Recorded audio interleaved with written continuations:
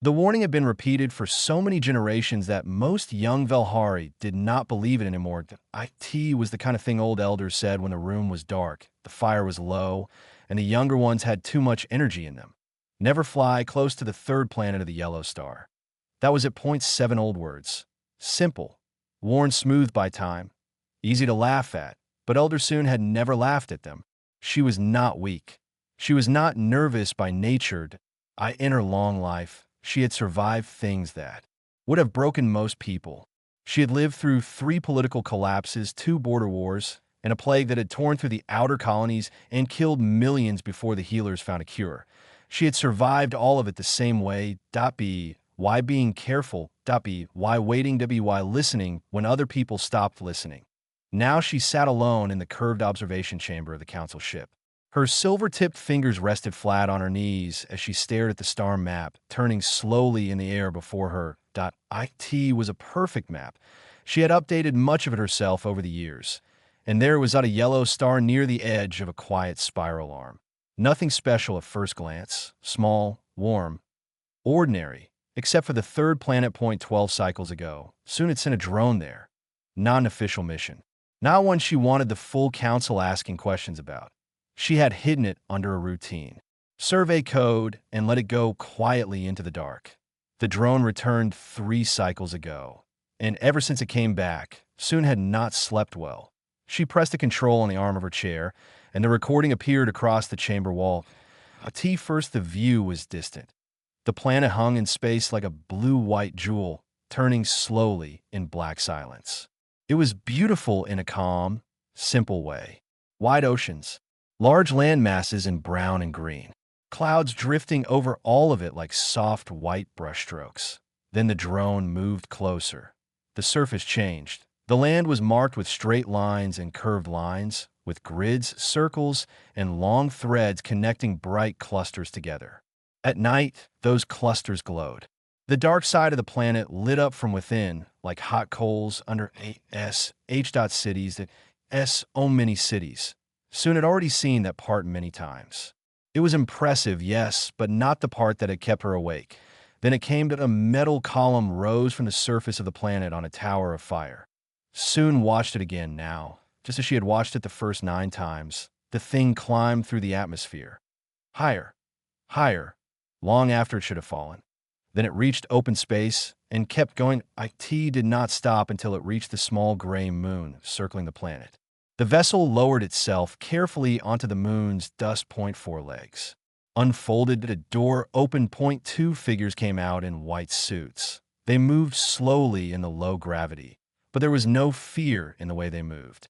One of them pushed a narrow pole into the ground.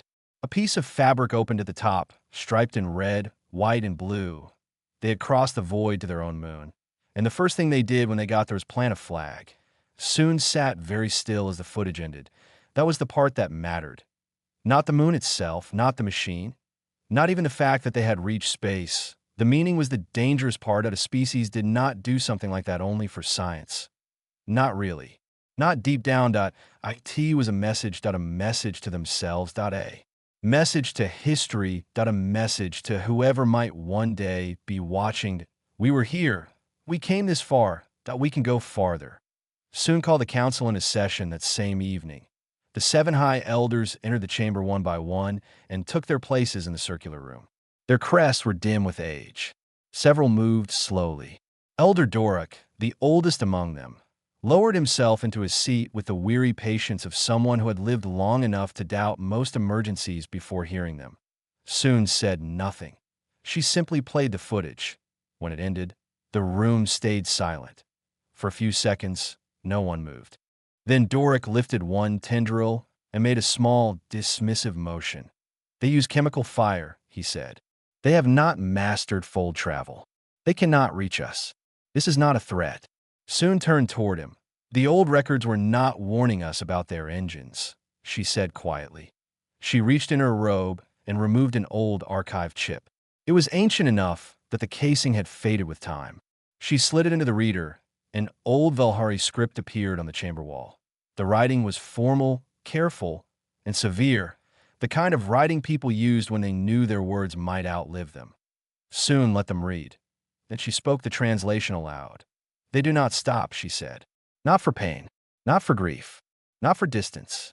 They bury their dead and keep moving. They break their bodies and rebuild them with metal and wire and keep moving. They turn poison into medicine, disaster into lessons, death into reason. Do not let them find you, because once they have a reason to reach you, nothing in the known universe has ever made them stop." No one spoke after that. The chamber felt colder now. Doric's crest had gone pale. "That text," he said slowly, "was written by the Kareth." "Yes," said Soon. "The Kareth were the most advanced civilization in this region 11,000 years ago." "Yes." "The Kareth who are gone." "Yes." Soon let the silence do its work. The elders shifted in their seats. One of the younger council members, Ron, leaned forward. Her crest had brightened in the way it did when she was thinking hard. "But the Kareth were not destroyed by humans," Ron said. "They were destroyed by the Vorath." "That is true," Soon replied. "But before the end, they were watching the humans closely. And what they wrote was not a warning about weapons, not about fleets, not about conquest." Ron frowned. "Then what was it about?" Soon looked back at the glowing text. "A kind of will," she said. "Something bigger than stubbornness. Most species meet a force that is too big to overcome, and they change course. They adapt. They survive by stepping around the obstacle. That is what makes sense. That is what history teaches." She paused. "These beings do something else." The room stayed perfectly still. "They look at the thing that should stop them," Soon said, and they walked toward it. Outside the chamber windows, stars burned in cold silence.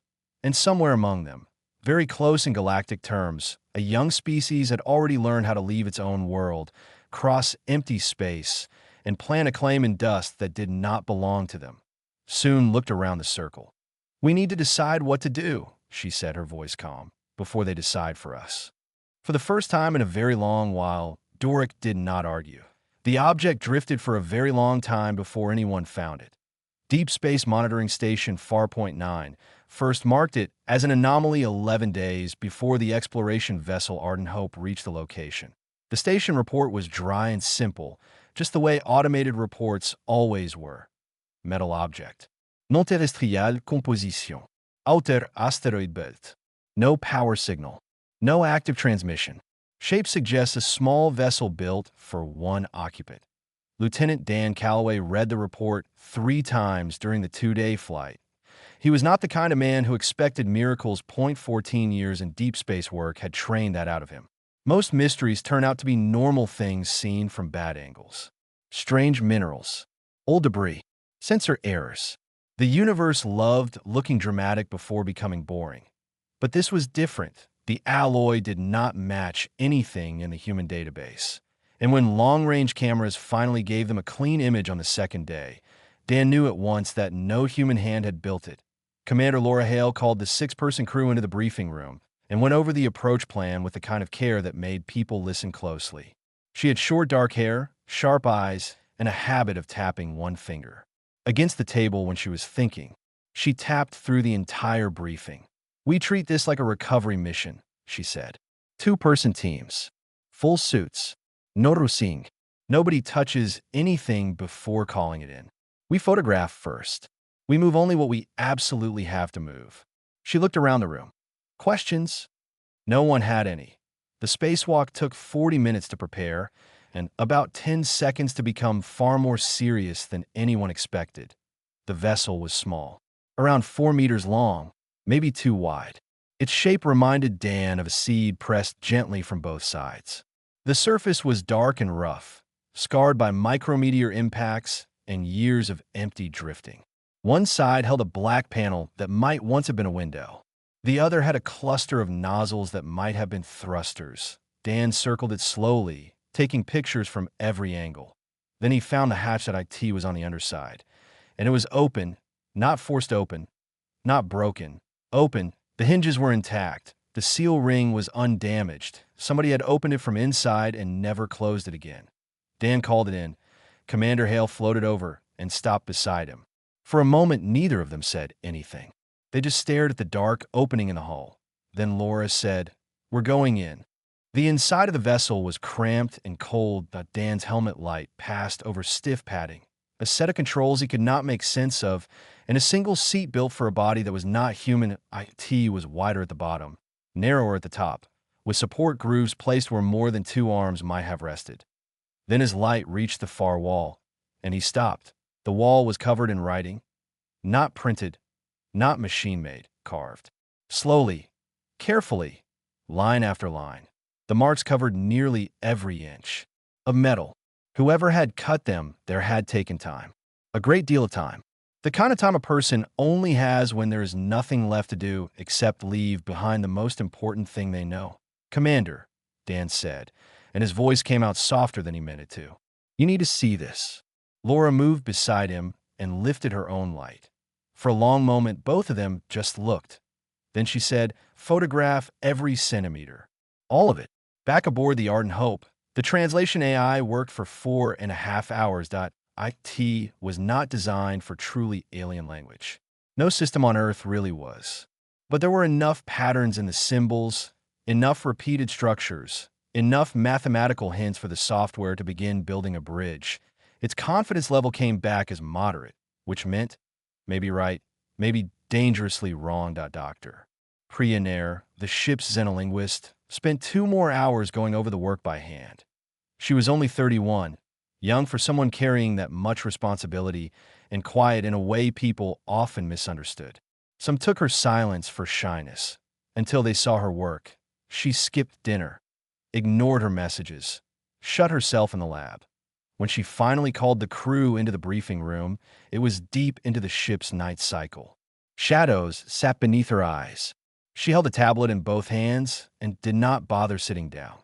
"Some parts are damaged," she said. "A few sections are too broken to recover. But the central message repeats itself enough times that I trust the meaning." She looked at all of them. "I'm going to read it now. Let me finish before anyone says anything." No one moved. Priya looked down at the tablet. Then she began, "We believe we were alone near the Yellow Star system. We were wrong." The room seemed to tighten. The beings on the third planet detected our survey craft before we detected them. They sent a transmission. We did not answer. Our mission allowed observation only. They sent another, then another. On the 15th attempt, they stopped sending signals. Priya raised her eyes once, then looked back down. They sent a ship. No one in the room breathed loudly enough to hear. "Not a weapon," she continued. "A ship with living crew aboard. They crossed into the dark to find us, and they were not afraid." Dan stared at the table. Priya kept reading. "We observed them for one full turn of their world around its axis before they solved enough of the language barrier to communicate in simple forms. They were patient. They sent mathematics, then images, then sounds." She swallowed once. "When one of our crew fell ill from contamination in our food stores, they noticed the change in our activity and sent medicine to us in a sealed container aboard a small, unmanned vehicle. We did not ask for help. They simply sent it." Dan's hands tightened under the table. Priya's voice remained steady. "When our food supplies ran low, they sent more. When one of our crew died through equipment failure, not by their actions, they watched our morning ritual from a distance and later sent a message."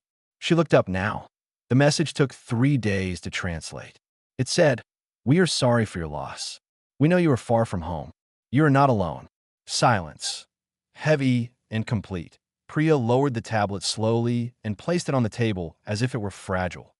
Cole Barker, the youngest member of the crew, was staring at the ceiling now, jaw tight. Commander Hale spoke first. "How old is this?" Priya answered without delay. "Based on corrosion, structural decay, and internal material breakdown, our best estimate is around 3,000 years.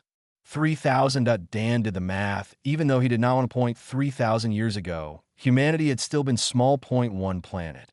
Early kingdoms. Bronze and blood and rough beginnings. And while humans were still fighting their way through that age, someone else had already been out here.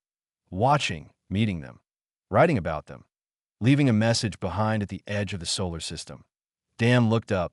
"They left it here on purpose," he said. Priya nodded. "Yes." Drift path analysis shows it was not simply abandoned.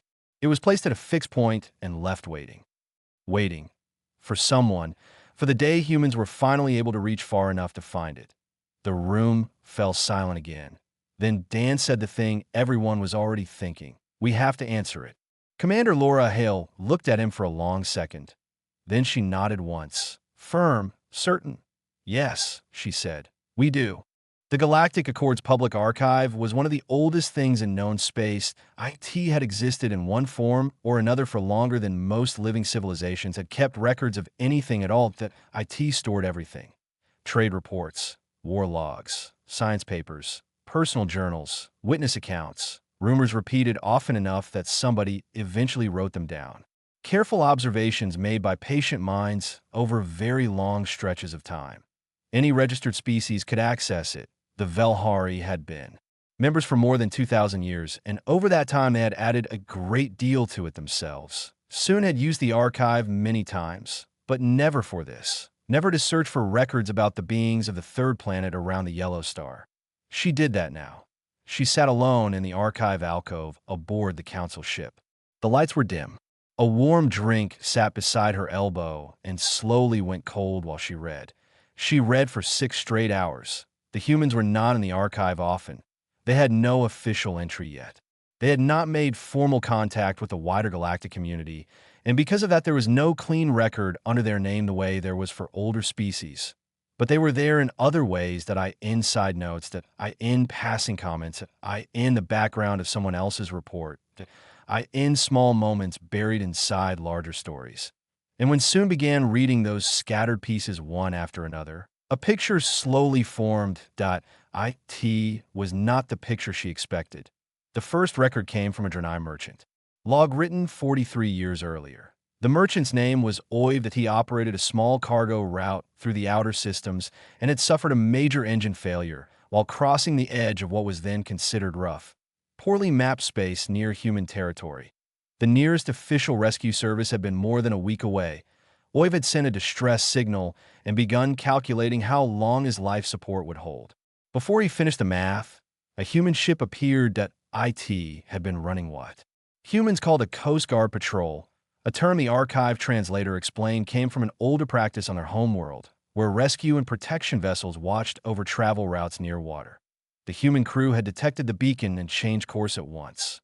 Oiv wrote that they arrived faster than he believed should have been safe, which suggested they had pushed their engines harder than protocol allowed. They pulled his crew aboard, fed them, spent 3 full days repairing his vessel, used parts from their own stock. And when Oiv tried to pay them, the human captain refused. The captain's name had been Gary Weston. According to the translation, he had waved the payment away and said something close to, "You needed help, and we had it." That's all this is. Soon read that line twice. Then she read the final line of Oiv's log that I did not know what to do with this. Nothing in my life had prepared me for it. Soon sat back in her chair and stared at that sentence for a while. Then she kept reading. The second record was a military report from 61 years ago, filed by the Thuin. The Thuin were not known for warmth. Their species was large, heavily built, and shaped by a long history of conflict. Their reports were direct, cold, and often edged with threat, even when describing routine events. This report described an encounter with what the author called, with obvious irritation, a primitive human warship of unpredictable conduct.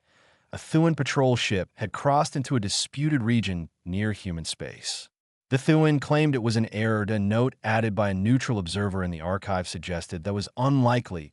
A human ship moved to intercept. The Thuin commander expected the usual pattern: a challenge, a threat, a formal escalation. He prepared his own challenge in return. Instead, the human captain opened a channel and asked a question, not a demand. Not a warning, to a question. Did is everyone on your ship all right? Soon read that part twice. The report said the Thuin commander, thrown completely off balance by the question, responded with hostility and issued a threat. The human ship did not fire. That IT did not retreat. Either did IT simply stayed where it was. That a moment later, the human captain came back on the channel and said, "I heard you. I just don't think you mean it. So I'm staying right here until we find a better way to talk about this." The standoff lasted 4 hours, and O shots were fired. NO ships were lost. The Thuin eventually withdrew. The human vessel did not chase them. The final line of the report read, "Human behavior in this encounter did not fit known engagement models and could not be predicted using current doctrine." Further study recommended that Soon's drink had gone completely cold now. She did not notice. She moved deeper into the archive, past recent documents, past century-old reports, down into older records where the translations became rougher and the surviving material became more incomplete. She was looking for the Kareth. She had known the documents existed. She had simply never had reason to read the original text herself. Until now. The Kareth had been extraordinary. They had reached advanced spaceflight thousands of years before the Velhari, mapped huge regions of known space, built sciences that were ahead of everyone near them, created philosophies that most later civilizations described as careful, wise, and deeply humane. Every surviving record agreed on at least one thing. Kareth had been good. Not perfect, not weak, but good. And the Kareth had watched humanity. Not up close, not the way Soon's drone had. They watched from very far away using instruments sensitive enough to study a world from several light years off. They watched Earth through long centuries, through slow ages of growth. And they took notes while a species that could barely control fire became a species that built walls, then ships, then cities bright enough to be seen from above at night. One Kareth scientist appeared again and again in the preserved records. Fareth. Soon opened his work and read carefully through the old translation. Fareth wrote, "Every other species in our survey data eventually moves in one of two directions. It either grows more cooperative and loses some of its competitive force, or it grows more dominant and loses much of its empathy. These two drives do not usually remain strong together for long. One tends to win." Soon continued, "The species on the third planet of the yellow star does not follow this pattern. Both drives remain active in them at the same time and at great strength. They fight one another and then build places to heal the wounded on both sides. They compete fiercely and then share what they discovered through that competition. They fear death deeply and still move toward danger at rates no survival model we have built can explain." Soon stopped reading. Not because she wanted to, because she needed a moment. She looked at the wall of the archive alcove while those words settled inside her. Then she read on that we have spent considerable effort trying to classify them using existing models. We now believe this is an error. They are not a paradox. They are not a flaw in the model. They are something the model never expected, because no other species with this exact mix of traits appears to have survived long enough to reach their stage of development. If they survive, they may become something the galaxy has not seen before. We do not know what that will be. We find that we hope to see it. Soon stayed still for a long time after that. Then she opened the final Kareth record connected to humanity that IT had been written near the END.B. Then the Vorith were already closing in on Kareth borders, and anyone with clear eyes could see what was coming. The document was short, almost painfully short. The author was not named. That we cannot help them. We cannot help anyone now. But we observe them for a long time, and we wish it recorded that they are worth watching. They are worth hoping for. Whatever happens to us, we hope they survive. We hope they find their way to the stars. We hope that when they do, they find someone worth finding. They deserve that much." Soon read it once. Then again. Then she closed the archive and sat in silence. The Kareth had hoped for them. The hope had been written down and left behind 11,000 years ago by a people who were already dying. And now the species they had hoped for was real, alive, growing, building ships, looking up into the dark with the same restless force the old records had described. Soon stood. She smoothed the front of her robe and walked back to her desk. Then she opened a formal document and began to write. She wrote carefully, calmly, without trying to make the words dramatic. She laid out everything. The drone footage, the Kareth warnings, the merchant story, the Thuan report, the pattern emerging across centuries. When she finished, she read it once, corrected 2 small errors, and filed it for council review. Her proposal was simple: raise human contact status from Category 4, distant observation only, to Category 1, active preparation for first contact. The council voted. The next morning, every elder voted yes. Even Doric. Captain Karen Ellis made oatmeal badly. That was not official ship record. That was just true. She always added too much water and ate it anyway on the morning that mattered. She stood in a small galley off the bridge of the exploration vessel crossing point, spoon in hand, eyes on the navigation display, glowing on the wall. 2 hours. That was all. 2 hours from the coordinates taken from the translated message inside the alien pod. 2 hours from the point where, if the math was right and the translation was right, and 11 years of careful human preparation had not gone wrong at some quiet step along the way, something was supposed to happen. Karen finished the oatmeal, rinsed the bowl, set it aside. Then she went to her bunk and wrote a message to her daughter. Lily was 14 years old. She had Karen's dark eyes and her father's stubbornness. And when the crossing point had launched, Lily had made her mother promise one thing. Tell me. Everything. Karen sat on the edge of her bunk and typed. Something big might happen today. I don't know exactly what. But whatever you hear about it later, I want you to know I was not afraid. She looked at the message for a second before sending it. There was another sentence in her head, that a more honest one, that I was a little afraid. Just not the kind that stops you. She did not write that part. She sent the message and returned to the bridge. The crew of the crossing point was small. Only 8 people. They had been chosen over 4 years from hundreds of candidates, not only for skill, though all of them had that in abundance, but for things harder to measure. The selection board had wanted people who stayed calm under pressure. People who turned curious instead of hostile when faced with the unknown. People who could listen, really listen. Karen Ellis had been the first captain chosen. Unanimously, she had almost turned the roll down. Then Lily had looked at her across the kitchen table and said, "Mom, come on." That had ended the argument. When Karen stepped onto the bridge, Communications Officer Cole Barker was already at his station, checking the signal routines again. And again. And again. He was 26, the youngest person on the crew, and he had the look of someone who had slept badly, but was being carried by something stronger than sleep. He gave Karen a short nod, without looking up from his screens. Science Officer Dr. Leon Park sat nearby, reviewing the contact framework documents that teams of linguists, diplomats, psychologists, and systems planners had built over more than a decade. He looked up as Karen took her seat. 2 hours, he said. 2 hours, Karen answered.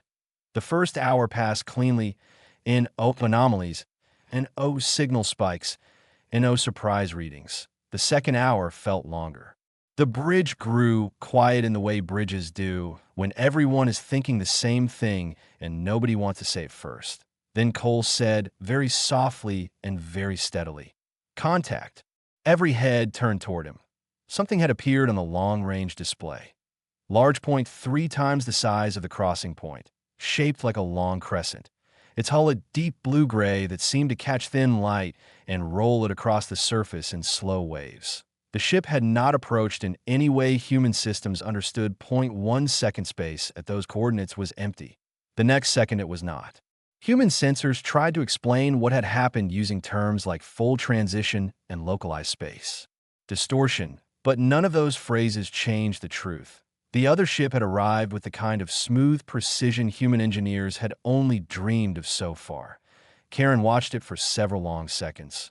Then she said, "Open a channel." "Working on it," Cole answered. His hands were steady. Karen was glad for that. It took 11 minutes to lock a stable carrier wave. Another 4 before the translation buffer produced anything the human side could read. 11 years of work lived inside that buffer. Every symbol for the carved message in the pod, every repeated pattern, every mathematical structure, every guess-sound relationship. The world's best experts had shaped it, tested it, broken it, rebuilt it, and tested it again until this was the best bridge humanity could make without ever having heard a living voice from the other side. The first message appeared on Cole's screen. He read it once silently, then out loud, that we were not certain you would come out to meet us. And 01 on the bridge moved. Karen leaned forward slightly. "Open my channel." "Open, Captain," Karen said. We were not certain either, but it seemed better than waiting. The reply took longer. When it came through, Cole read more carefully this time. "That is a very human thing to say. We have read about that." The bridge went still. Not quiet. Still. Karen looked toward Leon. He was staring at his screen like a man discovering that all the years he had spent preparing for this moment had not, in fact, prepared him for it all. She looked at Cole. One hand was now pressed flat against the edge of his console. Then she looked back at the great crescent-shaped ship hanging beyond the glass like a question written across space. "You have read about us?" Karen asked. "Yes." The archive is large. A pause. That we wanted to say something correctly, and we debated the wording. "Many species were afraid of what your people might become. We have changed our thinking." Karen's eyes narrowed slightly. "What changed it?" This answer took longer than the others. When it came, it felt considered, chosen. If someone on the other side had weighed each word before letting it cross the dark. A Draenei merchant, 43 years ago. Your people rescued his crew from a failing ship. You repaired the vessel and sent them on their way without asking payment. You told that story many times. It traveled. Stories about your people move farther than warnings do, and they last longer. Nobody on the bridge spoke. Cole now had both hands flat against the console. Leon had stopped pretending to read his data. The others sat frozen between training and disbelief.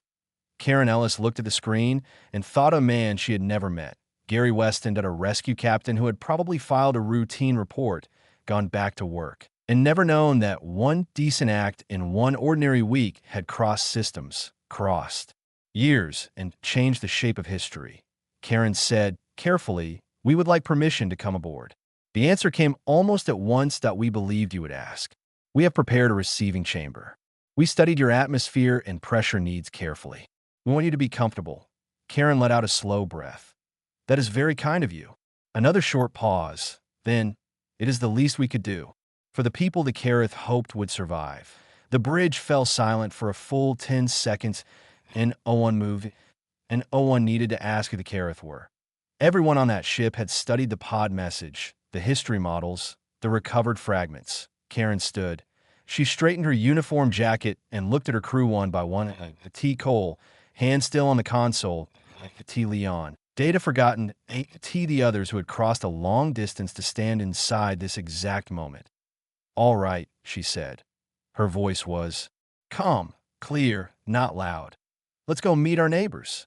She turned and walked toward the docking corridor. Her crew followed. Not one of them looked back. Elder soon had prepared for this moment for a very long time. She had read every report they had, every note, every record, every small detail anyone had ever written about human behavior. She had studied how humans stood when they were confident, how they spoke when they were nervous, how their faces changed when they felt something real, how their mouths curved when they smiled, and how the skin near their eyes shifted when that smile was honest and not performed. She had learned the meaning of an open hand in human culture, that "I am not holding a weapon, that I mean no harm." She had practiced human greeting phrases until her translator no longer had to do all the work for her. She had prepared for many things. Humans who were cautious, humans who were defensive, humans who spoke too fast because the moment was too big, humans who tried to turn everything into a negotiation. She had prepared for all of that. What she had not prepared for was Karen Ellis. Soon stood in the reception chamber of the Velhari ship, blue light washing softly over the curved walls. Behind her, the council stood in a formal arc. The docking bridge had sealed. Pressure levels were stable. Atmosphere was correct. Everything had been checked twice, and still, as she waited, soon felt something she almost never felt anymore: uncertainty. Then the docking door opened. The human captain stepped through and stopped just inside the chamber. Soon had seen many human images in the archive, enough to know Karen Ellis was not tall by the standards of her kind, but she stood like someone taller than she was, like someone used to entering rooms where people looked to her for direction. Point four of her crew came in behind her today. Young man with careful eyes, an older man with a data tablet tucked under one arm, and two others whose attention moved quickly around the room, taking in everything at once.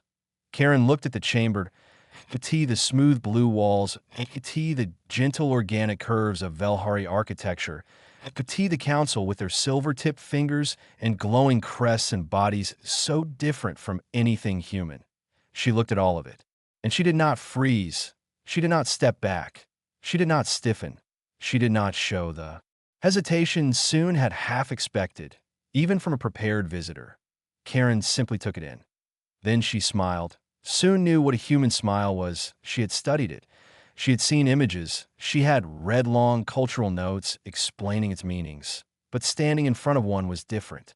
Because this smile reached Karen's eyes, IT changed her whole face, IT was not a diplomatic trick, that IT was not something controlled and placed there on purpose, that IT came from somewhere deeper than that, IT was the smile of someone who had walked through a door and found exactly what she had been hoping was waiting on the other side. Karen stepped forward and stopped at a respectful distance. Then she placed her hand flat against her chest. "I am Karen Ellis," she said, "captain of the exploration vessel Crossing Point, representing the people of Earth." Her voice was steady, warm. "We are very glad to finally say hello." Soon brought her 4 fingers together in the Velhari gesture of profound respect. It was not a small gesture. It was used only on the most important occasions, the kind that might happen once or twice in a generation. She had decided before the humans arrived that she would use it. Now she was glad she had. "I am Soon," she said through the translator at her collar, "elder of the Velhari Council." She held Karen's eyes. "And we are very glad to finally be found." For a second, neither side moved. Not because anything was wrong. Because something had gone right. Something so large that everyone in the chamber seemed to understand at once that history had just shifted under their feet. Then the formal greeting began. They sat together for 3 hours that first day. First, the conversation was careful. The way all first conversations are when both sides know the moment is enormous and are trying not to ask all their questions at once. There were discussions about government, about population, about medicine, about territory, about technology, about old treaties, about how the Velhari had come to live where they now lived. Karen answered clearly. That was one of the first things Soon noticed. The human captain did not avoid direct questions. She did not pad her answers. She did not try to control the room by speaking too much. She simply answered. And when it was her turn, she asked her own questions with a directness the council found strangely refreshing. First contact reports in the archive described long periods of careful circling before anyone dared ask anything that truly mattered. Karen Ellis asked about the archive in the first 20 minutes. "The message in the old pod mentioned a Draenei merchant," she said. "You mentioned him during our first signal exchange. How did that story reach you?" Soon answered without hesitation. "The Draenei trade network is large," she said. "Stories move through it the way water moves through stone. Slowly, but very far. The merchant's account reached us through a secondary route by way of the Heron traders who operate near your outer system. After that, we began keeping a closer record of your species." Karen nodded. Then she was quiet for a moment. Soon watched the change in her face that a thought had reached somewhere deep. "He never knew, did he?" Karen said softly. "Gary Weston. He never knew that story kept traveling." "Almost certainly not," Soon replied. Karen looked down at the table. Something passed through her expression then, something thoughtful and almost sad. Then she looked up again. "That sounds about right," she said. "The people who do those things usually don't know where the story goes after." Soon stored that sentence away in her mind, because it IT fit everything she had read. The old records had described human endurance, their refusal to stop, their dangerous way of walking toward impossible things. But here, in the quieter, real room with real people sitting across from her, Soon was starting to see something else. Not just force, not just drive, but a kind of ordinary goodness that seemed, somehow, to survive even inside a species built for struggle. Food had been arranged on a long table along one side of the chamber. Human meals had been brought over from the crossing point in sealed containers. Velhari nutrient preparations had been set beside them. Why the second hour? The formal shape of the meeting softened. People began standing, walking, breaking into smaller groups, speaking more freely. The tension in the room did not disappear, but it changed. IT became lighter, looser, less like caution and more like curiosity. Dr. Leon Park, the human science officer, picked up a Velhari food crystal and studied it for several seconds before trying it. He stood completely still for a moment as the cold mineral taste spread across his tongue. Then he turned to the nearest Velhari delegate, a young navigator named Teve, and said with total seriousness, "That tastes like very cold grapefruit." Tevez did not know what grapefruit was. He made a note to learn a little later. Tevez tried a piece of human bread. He bit into it, stopped moving, thought about it. Then he turned to the Velhari standing beside him and said quietly, in his own language, that it tasted like something for which he did not have a proper word. The other delegate, hearing his tone, translated it silently inside his own mind as comfort. Nearby, two other crew members compared translation maps and laughed over how many early errors the human language models had made. Another point. One of Karen's officers tried to explain the human idea of rainstorms over oceans to a Velhari council aide who had never lived on a world with that kind of weather. The explanation involved hands, moving cups, an improvised drawing, and at least one failed metaphor. But somehow it worked. Soon stood back for a while and watched all of it happen. The room was full of things no one had planned, in O treaty language, in O protocol script, in O controlled simulation. Just people from different stars trying strange food, asking uneven questions, and making the first rough bridge between worlds. The archive had contained thousands of pages about human psychology, hours of recovered material, warning texts, case studies, records written by frightened observers, fascinated scientists, and careful diplomats. And none of them had truly captured this. None of them had shown her what happened when humans stopped being an idea and became people, standing 10 feet away, laughing quietly over translation mistakes and trying not to offend anyone while chewing unfamiliar food. That was when Soon understood something important. The old stories had not been wrong, but they had been incomplete. They had recorded what humans could do when pushed to the edge, how far they would go, how hard they were to stop. They had not said enough about what humans were like when they did not need to fight. And that missing part mattered to be why the third hour, much of, the chamber had relaxed into smaller conversations. Leon Park and Tevez were bent together over a shared star chart now, arguing with cheerful intensity over a mapping inconsistency near a boundary region both sides had marked differently. Neither one seemed bothered by the disagreement. In fact, both looked delighted by it.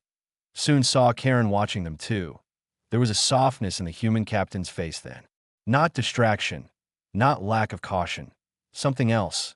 Relief, maybe if Karen, despite all her training and calm, had been carrying a quiet fear into this meeting and was now slowly setting it down. Soon understood that feeling better than she wanted to. She stepped closer. "Captain," she said. Karen turned toward her at once. "Would you walk with me?" Karen nodded. "Of course." Soon led her away from the center of the chamber and toward the long observation corridor beyond. Behind them, voices still moved softly through the reception hall. Human and Velhari, different sounds, different rhythms. Already beginning, in small ways, to learn each other. Ahead of them, the corridor windows opened to the stars. Soon had questions left, not the formal ones, not the safe ones, the real ones. And as the two captains walked side by side toward the glass and the dark beyond it, Soon found herself thinking that the next answer might matter more than everything that had come before. The corridor was quiet behind them. The reception chamber still held the soft movement of voices, shared food, careful questions, and the small, strange sounds of two species learning each other for the first time. But out here beside the glass, there was only the dark and the stars. They stretched in every direction, old and silent and patient, burning far beyond the concerns of any one people, any one ship, any one moment. Soon and Karen walked side by side, without speaking at first. Soon let the silence settle before she said what she had come here to ask. "There is something I want to understand," she said at last. Karen turned slightly toward her. "All right." Soon kept her eyes on the stars. "The old records describe your people in a certain way," she said. "The Kareth texts, the warnings, the archive accounts, they all circle the same idea." Karen waited. "They describe humans as something that does not stop," Soon said. "Something that keeps moving once it chooses a direction. Something that does not turn back even when any sensible species would." She paused. "They describe you almost like a force of nature." Karen was quiet for a moment. Not because she was avoiding the question, because she was choosing her answer carefully. Finally, she said, "There's truth in that." Soon looked at her. Karen had turned toward the window now. The starlight touched one side of her face while the blue chamber light touched the other. "We don't give up easily," Karen said. "That part is real. We lost a lot of people learning how to cross oceans. Then more learning how to fly. Then more learning how to leave our world behind." She folded her hands behind her back. "We nearly destroyed our own planet before we learned how to make better choices. We're not gentle by default. We're not calm by nature. And we are not always wise." Soon listened carefully, but Karen said, "I think the old records may have missed something important." Soon's crest dimmed slightly in concentration. What did they miss? Karen looked out at the stars for another second before answering. "Most of the time," she said, "when a human refuses to stop, it isn't because they want to conquer something. It isn't because they need to prove they're stronger than the universe." She turned back to Soon. "It's because they're trying to reach something worth reaching." Soon said nothing. Karen continued, "A person worth helping. A place worth building. A future worth making real. That's usually what's underneath it." Soon let those words settle. Outside the glass, a slow river of distant light marked the edge of Spiral Arm. "The old stories," Soon said carefully, "called your people monsters." Karen gave a small breath that was almost a laugh. "I've heard. They described creatures that felt no fear," Soon said. "Creatures that accepted no defeat. Creatures that could not be turned back by any force the galaxy had produced." Karen's mouth moved slightly at one corner. "Some of that is exaggerated." "Not all of it." Karen shook her head once. "No, not all of it." Soon stopped walking. Karen stopped too. Soon turned to face her fully now. "The myth said you do feel fear," Soon said. "Or at least the better records imply it. But they also say fear does not decide for you." Karen's answer came immediately. "That part is true." There was no pride in her voice when she said, no performance. Only honesty. "We feel fear," Karen said. "We feel it deeply. We just try not to let it make the final decision." Soon held her gaze. Then, very slowly, she said, "The stories told us about your endurance, your stubbornness, your refusal to accept an ending. But they did not say one thing." Karen waited. "They did not say," Soon said, "that when humans refuse to stop, it is very often for someone else." The words hung there between them. Soon went on. "A stranger drifting in a broken ship. A wounded person on the far side of a battle. A child who has not been born yet. A future the one doing the work may never live to see." Her voice had grown quieter. "The records described force," she said. "They did not explain that the force could also be kind." Karen Ellis looked at her for a long moment. Then she answered with only two words, "We try." That was all. No speech, no long defense, no effort to make her species sound noble. Just that we try. And something in the plainness of it felt more honest than 100 perfect lines ever could have. Soon looked back out at the stars. Behind them, in the reception chamber, Leon Park and the young navigator Teva were still leaning over a shared star chart, pointing at symbols, disagreeing cheerfully, correcting one another, and laughing every few minutes when the translator made a mess of something. Obvious. Neither language had a proper word for what was happening there. Not yet. For the exact sound two people make when they are from different worlds, shaped by different suns, and still somehow find the same thing funny at the same moment. But no word was needed. Both of them understood it anyway. Soon watched them through the open corridor entrance. Then she looked once more at Karen. "All our old warnings were true in their own way," she said. Karen said nothing. "They said humans could not be stopped." Soon continued. "They said you would cross the dark if given a reason. They said once you chose a direction, even suffering would not turn you aside." Karen's face was calm now. Soon's crest glowed just a little brighter. "The stories were true," she said. "But they only told half of what you are." Karen followed her gaze toward the room behind them, toward the people talking, eating, comparing maps, learning each other in real time. "Yes," Karen said softly. "That happens a lot." Soon looked at her. "People get the wrong half first?" Karen smiled, but it was smaller now. Thoughtful. Often.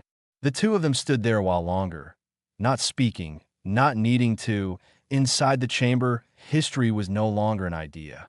It was already becoming ordinary in small ways. A shared meal, a shared joke, a disagreement over a star chart. A human officer trying to explain weather patterns with his hands. A Velhari delegate making notes about bread as if it were a scientific event. The galaxy outside remained what it had always been, vast, cold, indifferent. But inside this ship, something had changed that would not change back. For thousands of years, the stories had painted humans as approaching storm fronts, as dangerous things, as creatures who ran toward the impossible and kept going long after wiser beings had stopped. That had all been true. And yet, here they were. The monsters from the old warnings were standing under soft blue light, sharing bread, asking polite questions, laughing over map errors, and trying very hard not to offend anyone on the first day. Soon felt something then that she had not expected. Not relief exactly. Something deeper, a kind of quiet amazement.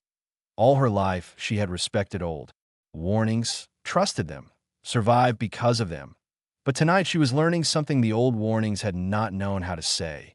Sometimes a thing can be dangerous and wonderful at the same time. Sometimes what cannot be stopped is not destruction. Sometimes it is hope. Karen looked out at the stars again. So, she said after a while, what happens next? Soon followed her gaze into the dark. It was such a simple question, and yet it carried the weight of everything. Treaties, friendships, misunderstandings, shared discoveries, mistakes, repairs, learning, trust built slowly over years, stories carried farther than either side could guess. Worlds not yet visited, names not yet learned, people not yet met. Soon thought about the Carathin, about the lines they had written 11,000 years ago while their own time was running out, that we hope they survived, that we hope they reach the stars, that we hope they find someone worth finding. She turned to Karen Ellis. And for the first time in this long process, for the first time since the drone returned, for the first time since she had reopened the ancient warnings, Elder Soon felt no fear at all. Only clarity. Everything, she said. Karen looked at her. Soon's voice remained calm. Everything comes next. The words settled into the corridor like a promise. Behind them, the first meeting between two worlds continued. Ahead of them lay more than either side could yet imagine. Every friendship not yet made. Every world not yet seen. Every story not yet told about the strange, stubborn, brave, and unexpectedly warm beings from the third planet of the yellow star. The beings who had looked up at the dark between the stars and decided, as they seemed to decide about most things, that the only sensible response was to go toward it. The myths had been true, but they had only told half the story. The other half had begun the moment the docking door opened. And now that it had begun, it would keep going, just like the people the stories had warned about. In the years that followed, people across both civilizations would return to that first meeting again and again. They would study it, write about it, argue over which words mattered most, which gestures meant more than they seemed, which moment truly marked the beginning. Some said it was the first signal exchange. Some said it was when Karen Ellis asked to come aboard. Some said it was when Elder Soon answered, "We are very glad to finally be found." But for the people who had actually been there, the truth was simpler. It began the moment both sides realized the old stories were not enough. Because that was the real shift, not the translation, not the docking procedure, not even the first word spoken face to face. The real shift was this. The humans were no longer a rumor, and the Velhari were no longer an idea. They were people now, real people, with voices, with habits, with humor, with fears that did not always show, with goodness that did not always announce itself. And once that happened, everything changed. The first formal agreements took months. That was expected. The galaxy was old, and caution was not stupidity. The Velhari had not survived by moving too fast, and humanity had learned the hard way that first contact without patience was just another name for disaster. They moved carefully. There were environmental exchanges first, medical studies, language cross-checks, historical comparisons, cultural review boards, shared legal frameworks written, revised, and written again. One point. An entire 12-day session was spent arguing over the exact meaning of mutual territorial respect because the Velhari concept of territory was shaped by migration history, while the human concept carried centuries of borders, states, and conflict behind it. Karen Ellis sat through that session with remarkable patience. Elder soon sat through it with less visible patience, though she never lost her composure. At the end of the 12th day, Karen leaned back in her chair, looked across the table at Soon, and said, "I think we may be trying to solve in one sentence what history failed to solve in 10,000 years." Soon had looked at her for a moment and then replied, "That is a very human sentence." It was the first time Karen heard humor in the elder's voice. Not long after that, the room relaxed enough to keep going. Other things moved faster. Science did. Science almost always did. Within the first year of open cooperation, human researchers and Velhari engineers were already working side by side on projects neither civilization could have completed alone. The humans moved faster than the Velhari preferred. The Velhari planned farther ahead than the humans usually had patience for. This caused problems that IT also produced results. Human material science improved by decades after access to Velhari molecular shaping methods.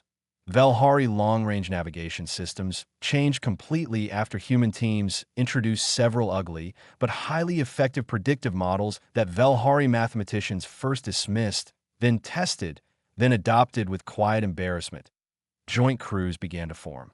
Not many at first, just a few carefully chosen missions: survey work, archive retrieval, medical transport, border observation, and everywhere those mixed crews went, stories followed. Stories always did. A human engineer staying awake for 30 hours straight to keep a failing relay station alive until relief arrived, that a Velhari medic calmly talking a panicking human miner through decompression shock using a translator system that kept failing every fourth sentence, a joint salvage team pulling survivors out of a collapsing station near the Hadron Belt, and later arguing over who had technically saved whom. First out, a human pilot teaching Velhari cadets the phrase controlled chaos and being deeply offended when they decided it described all of humanity with suspicious accuracy. Little by little, the galaxy adjusted. Not all at once. Not smoothly. Not everyone was pleased. Some species still trusted the old warnings more than the new evidence. Some believed the Kareth had seen only the dangerous half because the dangerous half was the only one that mattered. Some insisted that kindness in humans was temporary, that sooner or later force would win. Others watched the growing alliance and made a different calculation. If the species that could not be stopped had chosen to become friends with the careful, ancient, deeply respected Velhari, then perhaps the future had just taken a shape no one had expected. Trade routes shifted, diplomatic routes followed, shared language banks expanded. Archive entries multiplied so quickly that the Accords had to create new indexing systems just to keep up. The official First Contact record alone became one of the most studied documents in the public archive. But the record people returned to most often was not the treaty.it, was the older message, the one from the pod. The carved warning left by someone 3,000 years before. The line most quoted across both civilizations was not about danger. Not in the end.it was this: "We know you are far from home. You are not alone." That line appeared in places no one had expected, on memorial walls, on rescue beacons, in training halls, on the first joint deep space station built by human and Velhari crews together. Even on Earth, where schoolchildren learned the story and repeated that sentence back to one another with the strange seriousness children sometimes bring to things they understand better than adults realize. Lily Ellis was 15 when she first stood beneath the memorial display that carried her mother's first contact mission transcript. She read the words slowly. Then she looked up at Karen and asked, "Did you know, when you stepped through that door?" Karen had stood beside her for a while before answering. "Know what? That it was going to matter this much." Karen smiled a little. "No," she said. "I only knew it mattered already." Lily thought about that. Then she asked the harder question, "Were you scared?" Karen looked at the display again, the preserved transcript, the image of the crescent-shaped Velhari ship, the names of the crew, the old message from the pod that had started everything. "Yes," she said. Lily looked surprised. "But you told me you weren't." Karen let out a small breath through her nose. "I told you I was not the kind of scared that turned you around." Years later, Lily would repeat that line in an address of her own after taking command of a joint exploration vessel with both human and Velhari officers aboard. By then, stories had spread so far that some children in the core systems grew up finding it completely normal that one of the oldest lessons in modern diplomacy began with a warning, passed through fear, and ended in friendship. Soon lived long enough to see far more than she expected. That surprised her, by the time humans and Velhari had known one another for 3 decades, she had already outlived many of the predictions she once made in private. She had expected difficulty, misunderstanding, maybe even conflict somewhere along the line. There was difficulty, there was misunderstanding, there was even conflict from time to time. Point 2, living civilizations do not come together without friction. Not real ones. But the thing that mattered most was this: they kept coming back to the table. Again and again and again. Humans, with all their force, all their impatience, all their impossible refusal to stop. Velhari, with all their care, their caution, their memory, their deep instinct to pause before stepping into the unknown. They should have exhausted each other. In some ways, they did. And yet the partnership held, because each had what the other lacked. And each, in time, learned to trust that difference rather than fear it. Point 1 of Soon's last public addresses was given at the dedication of the first permanent joint archive wing. Then her crest had dimmed with age, and she moved more slowly than she once had. But her voice remained clear. Representatives from 14 species attended. Humans filled nearly a third of the viewing gallery. Karen Ellis sat in the front row, soon stepped to the speaking platform, and looked out at the gathered crowd. For a moment, she said nothing. Then she began. When I was young, she said, I was taught a warning. Never fly close to the third planet of the yellow star. A soft ripple moved through the room. Some knew the line. Some did not. Soon continued. I was taught that the beings there were dangerous. That once they chose a direction, they could not be turned aside. That they would cross any distance, given reason enough. She paused. All of that was true. Now the room was completely still. But the warning was incomplete. Soon turned her head slightly toward the section where the human delegates Saturday. It told us what humans were capable of doing, she said. It did not tell us why they would do it. It did not tell us that the same force which makes them terrible in war can make them tireless in mercy. It did not tell us that the same refusal to stop can carry medicine through the dark, or reach for strangers, or build a future for people they will never meet. Karen Ellis did not move. Neither did anyone near her. Soon's voice softened. The stories called the monsters because the stories were written by people who saw only what approached them from the dark. But when the door opened and they stepped through it, smiling, what we found was not the end of our fears. She let the silence hold for one perfect second. We found our neighbors. No one in the room moved for a moment after she finished. Then the applause began. Not loud at first, then larger, then rising, then carrying through the chamber in a wave that seemed to move from one world to another. Karen stood with everyone else that did the Velhari Council did the delegates from species that had once doubted both of them. And for a moment, in that bright chamber full of history and memory, and people who had once been strangers, it felt as if the galaxy itself had learned anew.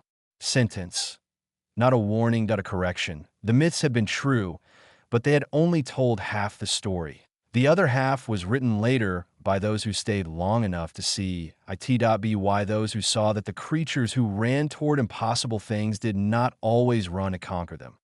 Sometimes they ran because someone needed help. Sometimes because hope was worth the cost. Sometimes because the dark was there, and the only honest response was to go into it together. And that, in the end, was how the story was remembered. Not as the day the galaxy learned to fear humanity. Not even as the day it stopped fearing humanity, but as the day it finally understood them. The people from the third planet of the yellow star had always been exactly what the old stories said: stubborn, brave, dangerous, impossible to turn aside. The old stories had simply failed to mention one thing. They were also kind. And once the galaxy learned that part, the future opened. That was the beginning. That was the answer. That was what came next. Everything.